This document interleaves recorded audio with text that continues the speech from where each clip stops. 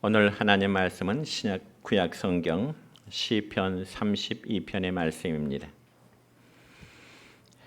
시편 32편 구약 성경 824쪽입니다. 시편 32편 1절부터 11절의 말씀까지 봉독해 드립니다. 허물의 사함을 받고 자신의 죄가 가려진 자는 복이 있도다. 마음에 간사함이 없고 여호와께 정죄를 당하지 아니하는 자는 복이 있도다. 내가 입을 열지 아니할 때 종일 신음함으로 내 뼈가 쇠하였도다. 주의 손이 주야로 나를 누르시오니 내 진액이 빠져서 여름 가뭄에 마름같이 되었나이다. 내가 이르기를 내 허물을 여호와께 자복하리라 하고 주께 내 죄를 아뢰고 내 죄악을 숨기지 아니하였더니 곧 주께서 내 죄악을 사하셨나이다.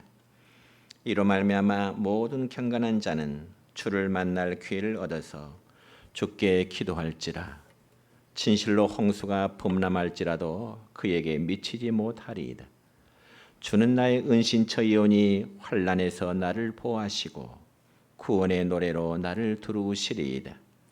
내가 내 갈 길을 가르쳐 보이고 너를 주목하여 훈계하리로다.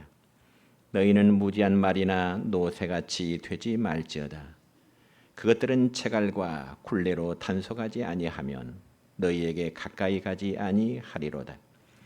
악인에게는 많은 슬픔이 있으나 여호와를 신뢰하는 자에게는 인자심이 두루리로다. 너희 의인들아 여호와를 기뻐하며 즐거워할지어다. 마음이 정직한 너희들아 다 즐거이 외칠지어다. 아멘. 사랑과 축복의 메시지 나눕니다. 사랑과 축복합니다. 사랑과 축복합니다. 감사합니다. 오늘은 구약 성경 시편 32편 1절부터 11절에 있는 말씀을 중심해서 우리의 피난처가 되신 주님이라는 제목으로 오늘 말씀을 선포하고자 합니다. 여러분, 우리가 구약 성경 여호수아 20장에 보면은 이스라엘 백성들 중에 고의성이 아닌 어떤 부주의로 인해서 상대방이 죽었을 경우에 죽은 자로 가족으로부터 보복적인 죽임을 당하지 않도록 하기 위해서 하나님은 도피성이라는 곳을 정하도록 했습니다. 그래서 이스라엘 전체에는 도피성이 각각 6군데가 있었는데 요단강을 중심으로 해서 동쪽에 3곳 그리고 서쪽에 3곳이 있었는데 동쪽에는 3곳은 게데스, 세겜, 헤브론이라는 곳이고요. 그리고 서쪽에는 골란, 라못, 길랏 라못이라고 합니다. 라못, 베셀이라는 곳이 있었는데 그런 도피성에는 주로 레위 지파에 속한 사람들이 살고 있었습니다. 그러니까 도피성은 고의성이 없이 부주로 인한 사고로 인해서 살인한 사람들이 피할 수 있는 피신의 장소가 되는 거죠. 그리고 이스라엘 내의 도피성의 위치는 동쪽과 서쪽에 고루 분포되어 있는데 언제 어디서나 48km 이내에 위치해서 하룻길 안에 도착할 수 있는 거리에 다 이제 정해져 있었습니다. 그래서 도피성까지 가는 길을 정확히 찾아갈 수 있도록 하기 위해서 도피성이라고 하는 그런 안내판도 곳곳에 설치해 놓았던 것입니다. 그래서 지금도 이스라엘 성지순례를 하다 보면은 성경 시대에 도피성의 유적지들을 이제 볼 수 있는데 여러분이 보는 바와 같습니다.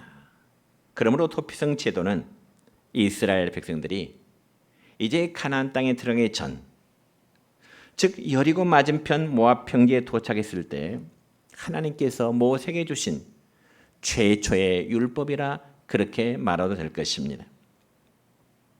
그리고 이 도피성은 이스라엘 자손과 타국인 모든 이방인들에게 다 허용된 것이지요. 이것은 하나님께서 사람들의 생명에서 큰 관심을 갖고 계신다고 하는 그런 의미가 될 것입니다. 그러므로 이런 도피성의 제도는 의도치 않은 살인 사건이 생겼을 경우에 누구라도 억울한 보복성 죽임을 당하지 않도록 하기 위해서 가장 가까운 거리에 안전망을 구축한 하나님의 지리적인 배려라, 그렇게 우리는 이해할 수 있습니다.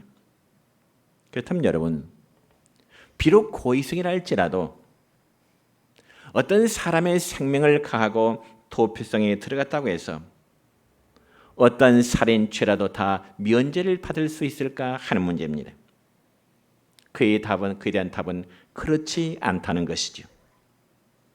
도피성은 여러분 면제의 구역이 아니라 임시보호시설에 불과할 따름인 것입니다. 왜냐하면 1차적으로 도피성 안으로 들어갔지만은 그 후에는 장로들과 모든 회중들 앞에서 재판을 받은 이후에 고의성의 살인인지 아니면 부주의하게 의도치 못한 자의 살인인가에 대해서 판결을 하게 되는 것입니다. 그런데 이처럼 구약의 도피성들은 죄값은 사망이라는 그 철칙으로 영적인 사형수가 된 우리의 피난처가 될 것에 대한 예표요, 하나의 그림자와 같은 것입니다. 그래서 그 도피성들의 이름이 그것을 증명해 주고 있는데, 먼저 게데스라는 것은 원래 성소라는 뜻이 있습니다. 그러니까 예수님은 우리의 죄를 사하시는 성소가 되는 분이심을 하나의 지명, 즉 게데스라는 지명을 통해서 우리에게 교훈하고요. 두 번째로 세겜은 어깨라는 뜻인데, 예수님께서 잃어버린 양을 어깨에 메고 오시는 우리의 선한 목자이신 그러한 예수님을 예표해 주고 있는 것입니다. 그리고 세 번째는 헤브론이라는 것인데, 헤브론은 원래 친교라는 의미의 뜻이 있습니다. 그러니까 예수님은 십자가에서 당시 스스로 화목 제물이 되심으로 하나님과 인간과의 단절된 그 관계를 회복시켜서 사랑의 관계로 다시금 이제 회복시켜 주신 분임을 말씀하고 있는 것입니다. 이게 바로 동쪽 세 군데에 있는 이제 도피성의 그 지명이 뜻하는 의미고요. 그 다음에 요단강 동편에 있는 베셀은 요새라는 뜻입니다. 여러분, 노아의 홍수 때 유일한 구원의 요새는 방주였습니다. 그런데 그 방주는 우리의 구원자이신 예수님을 예표한다고 볼 수 있습니다. 그 다음에 두 번째로 라못 혹은 길르한 라못은 높다는 그런 뜻인데요. 예수 그리스도 안에서 우리는 하나님의 존귀한 자녀로 높임을 받은 그런 존재라는 의미가 되는 것입니다. 마지막 세 번째로 이 골라는 성별이라는 뜻이 있습니다. 성도는 예수님 안에서 새로운 피조물이 되어서 세상의 정욕과 사탄의 유혹에서 벗어난 구별되는 백성으로 하나님이 우리 각자 한 사람 한 사람을 성별해 주신다고 하는 그런 의미인 것이죠. 그래서 오늘 우리가 읽은 말씀 가운데 본문 7절에 보면 주는 나의 은신처이오니라는 말씀이 있습니다. 여러분, 은신처라는 말을 다른 말로 표현하자면 피난처라는 그런 의미가 될 것입니다. 그러면 오늘 본문의 말씀처럼 우리의 피난처가 되실 주님은 어떠한 자에게 과연 피난처가 되어 주실까 하는 문제입니다. 첫째로 회개하는 자에게 피난처가 되어 주신다고 말씀하십니다. 오늘 우리가 읽은 말씀 가운데 본문 1절의 말씀을 함께 읽습니다. 시작. 허물의 사함을 받고 자신의 죄가 가려진 자는 복이 있도다. 아멘. 허물의 사함을 받고 자신의 죄가 가려진 자는 복이 있다. 여러분, 이 말씀을 보면 다윗은 자신이 하나님 앞에 얼마나 큰 죄인가를 깨닫고 눈물로 침상을 적시며 회개한 이후에 자신의 심정을 하나님께 고백하는 찬양의 시입니다. 여러분, 우리가 예수님 믿음으로 얻어진 가장 첫 번째 복이 무엇일까요? 그것은 바로 죄 용서함의 복인 줄 믿으시기 바랍니다. 그래서 우리가 죄 용서의 복을 말하고 있는 것은 처음부터 이 세상에는 죄 없는 인간은 아무도 존재하지 않고 있다는 사실을 의미하게 되는 것입니다. 실제로 여러분, 죄 없는 인간이란 결단코 이 세상에 존재하지 않기 때문에 다윗은 죄 없는 자의 복을 기원하지 아니하고 다만 죄 사함을 받는 자의 복을 기원하고 있는 것입니다. 그러므로 누구든지 죄 용서의 은혜를 입지 않고는 결코 하나님 앞에 나갈 수가 없는 것입니다. 여러분, 구약 성경에 보면은 이 회개에 해당되는, 회개라는 단어가 히브리 보면은 두 가지의 단어의 뜻이 있는데요. 첫째는 나함이라는 단어인데 이 뜻은 슬퍼하다 혹은 애통하다 큰 뜻입니다. 슬퍼하고 애통하다는 것은 과거의 잘못을 진정으로 이제 슬퍼하고 미워한다는 뜻입니다. 그리고 또 하나의 뜻인데, 또 하나의 단어는 슈브라는 단어인데 이 뜻은 돌이키다 혹은 회복하다 혹은 방향을 바꾸다, 그런 단어의 뜻인데요. 한마디로 변화의 의미를 이제 내포하고 있는 것입니다. 그러니까 회개는 한 상태에서 다른 상태로 옮겨지는 그런 변화고, 그리고 새로워지는 모습을 가리키는 것입니다. 다시 말씀드리자면 세상 중심으로, 죄악된 삶의 중심으로부터 이제는 하나님 중심으로의 결단을 돌이키는 행위를 회개라 그렇게 말합니다. 그럼에도 불구하고 여러분, 성경에 보면은 가인이라든지 혹은 가룟 유다 같은 인물들은 자신의 죄를 인정하긴 했지만 회개하지 아니하므로 진정으로 죄의 사함을 받았다 말할 수 없는 것입니다. 그러니 회개는 자신의 죄를 진정으로 미워하는 마음으로 통회하는 자세, 그리고 삶의 변화가 있는 것이 진정한 회개가 되는 것입니다. 한마디로 표현하자면 회개란 하나님을 향하여 방향을 바꾸어서 뉴턴하는 겁니다. 그래서 천부여 의지없어서 손 들고 옵니다. 하나님께 마음의 두 손을 들고 항복하고 돌아오는 결단이 진정한 의미에서의 회개가 되는 것입니다. 그러므로 기독교 신앙의 가장 큰 핵심 중에 하나는 회개를 통하여 죄의 사함을 받는 것이기 때문에 어떤 종교도 기독교를 흉내낼 수는 없는 것입니다. 여러분, 1893년에 미국 시카고에서는 세계 종교회의가 열렸습니다. 거기에는 기독교, 회교, 불교, 유교, 힌두교 등등 다양한 종교 지도자들이 많이 참석했습니다. 그래서 그곳에서는 각 종교의 대표자들이 자기 종교의 좋은 점을 이야기하게 되는 거죠. 그때 기독교의 순서가 됐을 때 그곳에 참가한 기독교 대표는 이렇게 말합니다. 여러분의 종교에서 사람이 죄에서 벗어날 수 있도록 도와주는 분이 있습니까? 라고 물을 때 아무도 대답이 없었습니다. 그자 기독교 대표자는 계속해서 말하기를 기독교는 사람들의 죄를 해결해 주는 종교입니다. 그래서 예수님께서는 모든 사람들의 죄를 용서하시기 위해서 십자가에서 고난을 당하셨기 때문에 누구든지 예수를 나의 주 나의 하나님으로 믿고 고백하기만 하면 어떤 죄든지 용서함 받을 수 있습니다 라고 발표한 적이 있습니다. 그렇습니다. 누구에게나 죄의 문제는 심각합니다. 저에게도 여러분 각자에게도 매일매일 반복되는 죄의 문제는 참으로 심각합니다.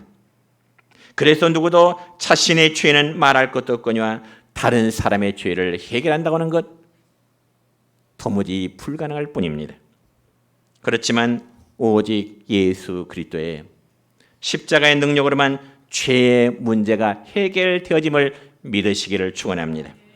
여러분, 세상에 어떤 의인도 아니 어떤 체벌도 권세와 능력 있는 자라 할지라도 사람의 죄 문제를 스스로 아니 다른 사람을 위해서 해결해 줄 수 있는 자는 아무도 없는 것입니다. 그러나 예수 그리스도 안에 있는 자들은 은혜와 믿음으로 죄의 사함을 이미 받았음을 믿으시기 바랍니다. 이는 내 공로가 아니라 여러분의 공로가 아니라 전적인 하나님의 은혜이며 십자가의 공로 때문임을 여러분 믿으시기 바랍니다. 그래서 신약성경 로마서 8장 33절부터 34절까지의 말씀을 보면 이렇습니다. 시작. 누가 능히 하나님께서 택하신 자들을 고발하리요? 의롭다 하신 이는 하나님이시니 누가 정죄하리요? 죽으실 뿐 아니라 다시 살아하신 이는 그리스도 예수시니 그는 하나님 우편에 계신 자요 우리를 위하여 간구하시는 자시니라. 아멘. 그렇습니다. 믿음으로 회개하고 죄 사함을 받은 자를 그 누구도 정죄할 수가 없는 것입니다. 뿐만 아니라 합력에서 선을 이루어 주시는 거죠. 여러분 일반적으로 보면은 아주 중한 죄를 짓고 살던 사람이 주님의 은혜를 받고 회개하면은 훨씬 더 겸손히 뜨겁게 헌신하는 경우의 인물들을, 신앙의 인물들을 우리는 역사적으로 볼 수 있습니다. 그래서 우리나라의 초기 기독교의 그리스도인들을 많이 박해하고 또 스데반 집사를 죽였던 바울, 또 우리나라 초기 깡패로 유명했던 김익두 목사님, 또 이기풍 목사님 같은 분들이 그러했습니다. 어떤 부인이 사사연가의 존 러스키라는 사람에게 자기의 값비싼 손수건을 내보이며 이런 말을 했습니다. 선생님, 이 손수건은 최고급 실크로 만든 것인데 누군가가 나의 이 손수건에 잉크를 뿌렸어요. 이제는 손수건이 얼룩져 쓸모없이 버려야 되겠습니다. 그래서 존 러스키는 그 부인에게 이렇게 말합니다. 부인, 그 손수건을 나에게 며칠 동안만 좀 맡겨주세요. 그리고 나서 러스키는 미술에도 탁월한 재능을 갖고 있던 터라 그 손수건에 어우러진 잉크의 자국을 이용해서 아름다운 나무, 아름다운 숲, 새 모양을 그린 다음에 며칠 뒤에 그 부인에게 돌려주었습니다. 그자 그 손수건은 오히려 그 이전보다 훨씬 더 고상하고 우아하고 아름답게 만들어진 손수건이 된 것입니다. 여러분, 우리에게는 죄로 인한 많은 상처와 얼룩이 있지만은 이러한 상처와 얼룩을 주님의 십자가에 내려놓고 회개할 때 주님은 저와 여러분의 존재를 더 아름답고 더 고귀한 인생으로 만들어 가심을 여러분 믿으시기를 축원합니다.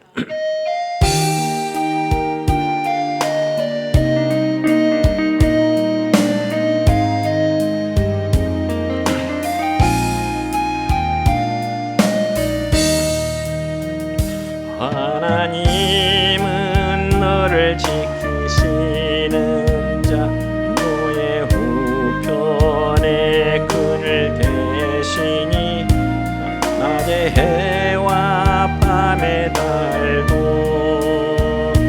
너를 해치 못하리. 하나님은 너를 지키시는 하시니 나의 너를 지키시리라. 너의 출입을 지키시리라. 눈을 들어 산을 보아라. 너의 도움 어디서나 천지 지으신 너를 만드신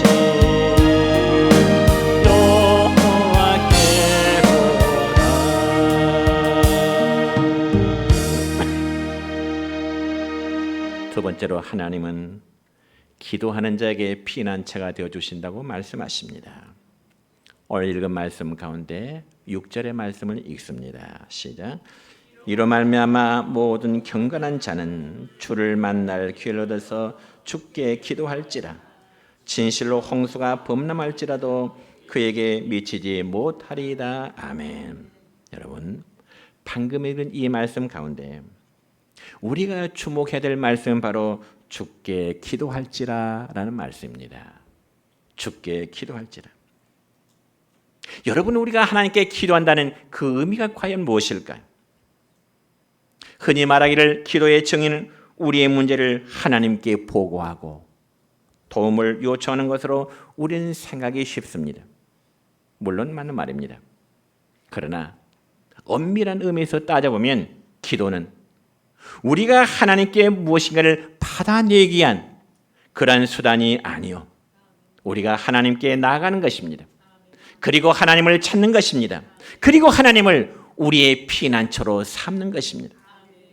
그래서 우리가 믿을 때 가장 먼저 해야 할 일은 내가 어떻게 문제를 해결할 것인가 생각하는 것이 아니라, 하나님, 제가 지금 주님께 나아갑니다, 이런 고백이 선행되어야 됩니다. 그러므로 기도의 가장 큰 은혜는 하나님 자신을 만나는 거죠. 그러면 우리가 기도 생활을 한다고 해서 어려운 일이 전혀 생기지 않을까요? 아니요. 방금 전에 읽은 본문 6절 말씀 가운데 주께 기도할지라 다음에 이어지는 말씀이 뭐라고 기록되느냐?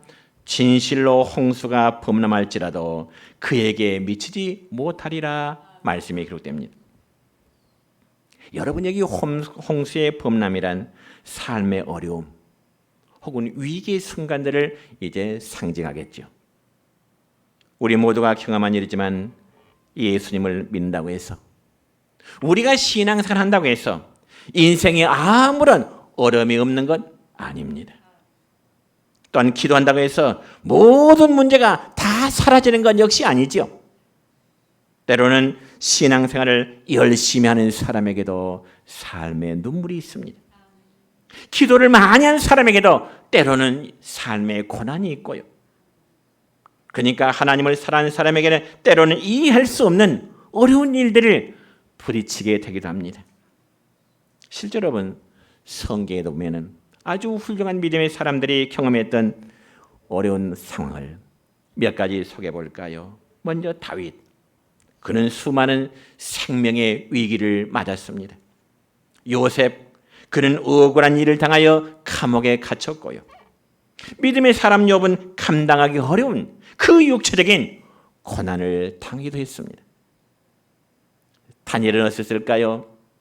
사자들 굴에 들어갔고요. 신약성경은 바울도 역시 복음 사역 때문에 굶주리고 감옥에 갇히고 자기의 동족들로부터 수많은 환난을 경험했던 사람입니다. 그렇다면 여러분, 하나님의 사람들이 이처럼 어려움과 위기의 고난을 당했다고 해서 하나님이 그들을 버리셨을까요? 하나님이 그들을 외면하셨을까요? 그렇지 않습니다. 혹시 성도 여러분, 개인이나 가정에 문제가 생겼다고 해서 하나님이 여러분을 버리셨다고 생각하지 마시기 바랍니다. 중요한 것은 홍수의 범람과 같은 어려움의 순간에 여러분이 어디에 있는지를 한번 스스로를 발견해 봐야 됩니다. 어려움과 위기 속에 하나님을 피난처로 여기면서 문제 해결을 얻기를 바라고 있는지, 아니면 어려움과 위기 속에 한숨만 내쉬면서 때로는 불신의 상태에 머물러 있는지 한번 스스로를 판단해 보시기 바랍니다. 그래서 본 시편을 기록한 다윗은 죽음의 고비를 수없이 넘기는 위기를 만날 때마다 하나님께 도움을 구하는 기도를 많이 했습니다. 그리할 때 하나님께서는 다윗의 간구를 들으셔서 대적의 손에서 그를 지켜주셨던 것입니다. 그래서 다윗은 그러한 생생한 은혜를 체험했기 때문에 우리가 구약성경 시편 23편 1절부터 3절까지 말씀을 보면 다윗은 여호와 하나님에게 이런 고백을 합니다. 시작. 여호와는 나의 목자시니 내게 부족함이 없으리로다. 그가 나를 푸른 풀밭에 누이시며 쉴 만한 물가로 인도하신도다. 아멘. 다윗이라는 사람은 자신이 살아온 전 삶을 돌이켜보면서 여호와는 나의 목자가 되신다 고백합니다. 여러분, 목자의 역할이 무엇일까요? 목자의 역할은 두 가지인데, 첫째는 양떼들을 푸른 초장으로 인도하는 거겠죠. 둘째는 목자는 양떼들을 맹수들로부터 안전하게 지켜내는 것이 목자의 역할입니다. 그래서 다윗은 하나님 앞에 자신을 양으로 비유하면서 여호와 하나님은 자신을 대적자들로부터 지켜주신 참 목자가 되심을 고백합니다. 그러고 나서 또한 시편 23편 4절의 말씀 보면 다윗은 또 하나님께 이렇게 찬양합니다. 시작. 내가 사망의 음침한 골짜기로 다닐지라도 해를 두려지 않을 것은 주께서 나와 함께 하심이라. 주의 지팡이와 막대기가 나를 안위하시나이다. 아멘. 여호와는 내가 사망의 음침한 골짜기에 다닐지라도 해를 두지 않을 것인데 왜냐? 주께서 나와 함께 하심이라. 하나님은 여러분과 함께 하심을 믿으시기를 축원합니다. 뿐만 아니라 구약성에 보니까 이제 다니엘에 보면 다니엘이 비록 자신은 포로로 잡혀간 몸이었지만 뜻을 정하여 하루에 3번씩 자기의 조국 예루살렘 성을 향하여 창문을 열고 기도하게 됩니다. 그럴 때 하나님께서 그에게 뛰어난 지혜를 주심으로 바벨론 나라, 자기를 포로로 잡고 있는 바벨론 나라의 총리로 하나님은 다니엘을 세우시게 되죠.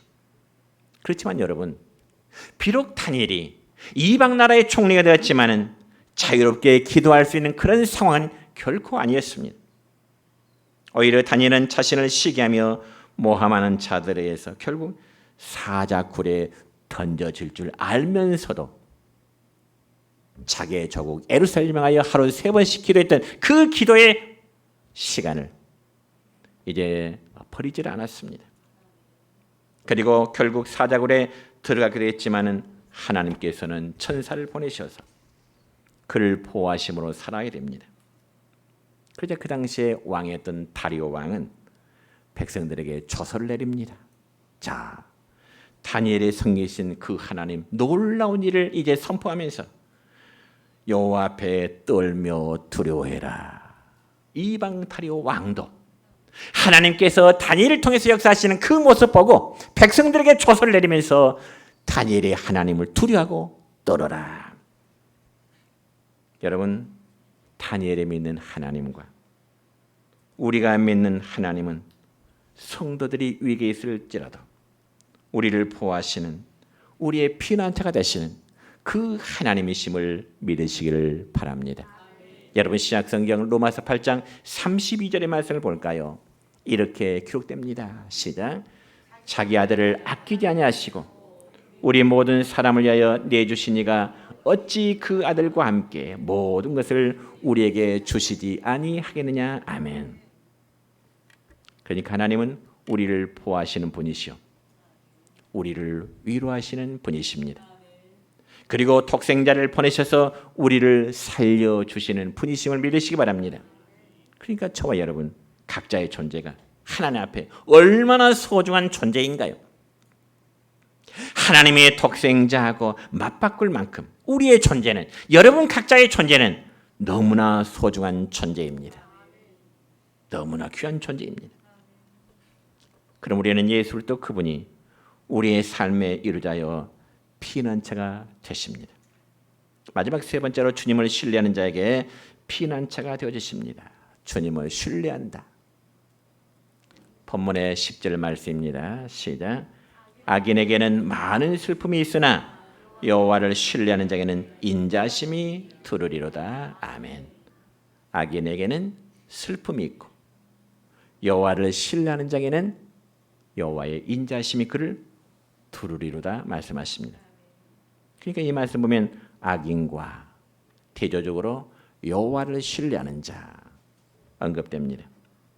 그래서 악인은 많은 슬픔 가운데 살지만은 여호와를 신뢰하는 사람은 하나님의 인자심을 경험하게 되리라는 말씀입니다.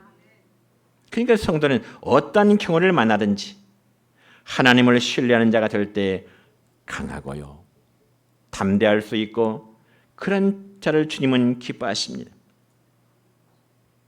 우리가 이 점을 이야기해서 구약성경 민수기 14장의 말씀을 한번 또 말씀을 드리고자 합니다. 민수기 14장 거기에 보면은 여러분 이스라엘 백성들은 모세 인도 아래 출애굽을 해서 약속의 땅 가나안을 향하는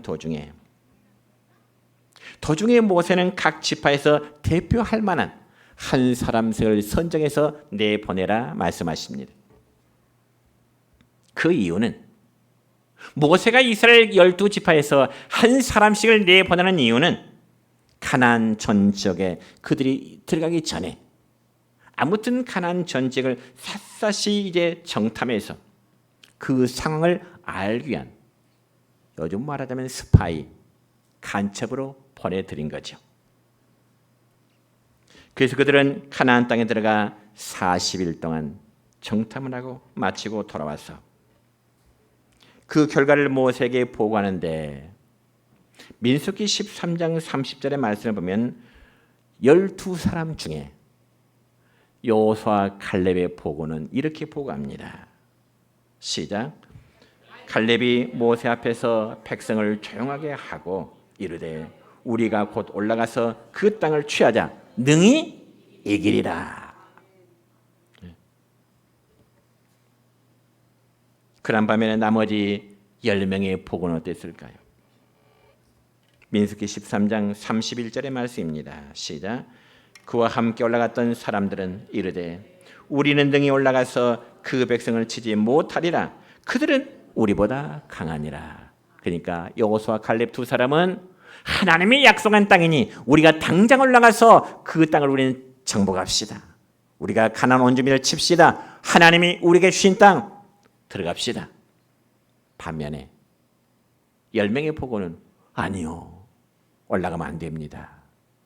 그곳에 사는 사람은 우리보다 키도 크고 도저히 안 됩니다. 자, 그럼 여러분, 정탐꾼 12명은 가나안 땅 40일 동안 정탐하면서 똑같은 환경 보았습니다. 똑같은 환경. 근데 왜 그들의 보고는 달랐을까요? 똑같은 것을 봤는데 왜 보고는 달랐을까요?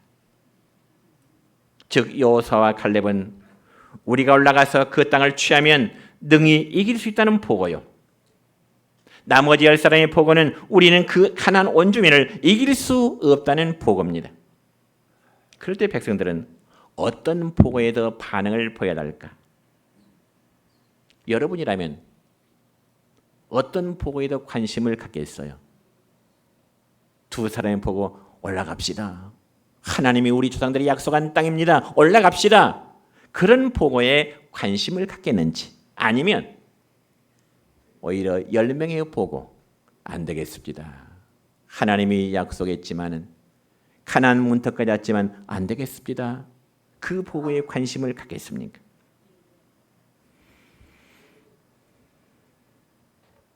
안타깝게도 백성들의 반응은 이길 수 없다는 보고에 절망하게 됩니다. 안 되겠다는 보고에 절망하게 됩니다. 백성들의 분위기에 대해서 민수기 14장 1절에 보면은 이렇게 기록됩니다. 시작. 온 회중이 소리를 높여 부르짖으며 백성이 밤새도록 통곡하였더라. 무려 40년 동안 하나님의 그 약속을 믿고 광야 생활을 해와서 이제 가나안 땅 문전에 이르렀는데 10사람의 보고는 안 되겠다는 보고입니다. 그니 모든 백성들이 부정적인 보고를 받고 성에 보니까 밤새도록 통곡하였더라. 그러면 그런 상황이 과연 성경에서만 나타날까?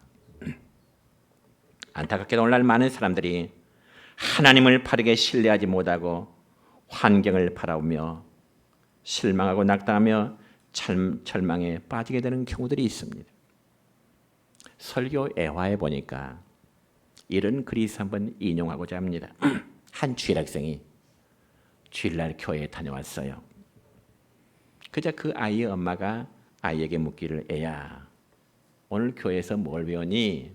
하고 물었습니다. 그때 아이는 엄마에게 대답하기를, 엄마, 오늘은 모세가 적들을 어떻게 이겼는지에 대해서 배웠어요. 이스라엘 백성들이 홍해에 도착하자 모세는 다리를 건설해서 사람들을 모두 건너게 했대요. 그리고 이스라엘 사람들이 모두 건너자 모세는 무전기로 본부에 이제 폭격기 지원을 요청했대요. 그래서 폭격기는 폭탄을 터뜨려서 다리를 때려 부셨고 애굽 군인들은 모두 다 바닷속에 빠져 죽었대요. 그렇게 이야기했습니다. 아이 이야기가 잘 있을까요? 못 있을까요? 교회에서 그렇게 가르쳤을까요? 안 가르쳤을까요?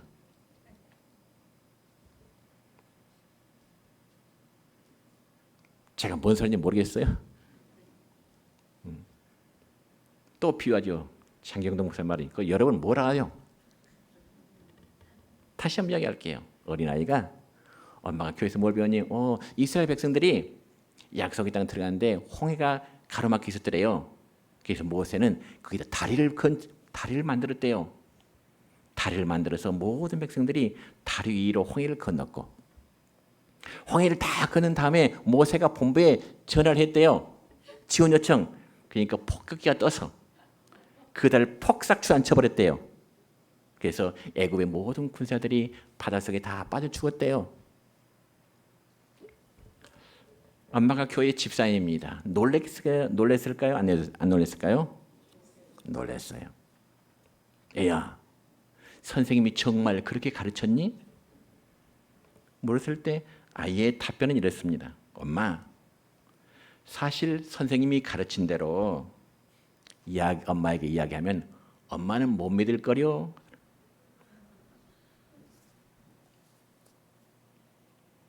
아신 분은 아시고 모르시면 모르실까요? 여러분, 우리를 위하신 하나님은 천지 창조의 하나님이십니다.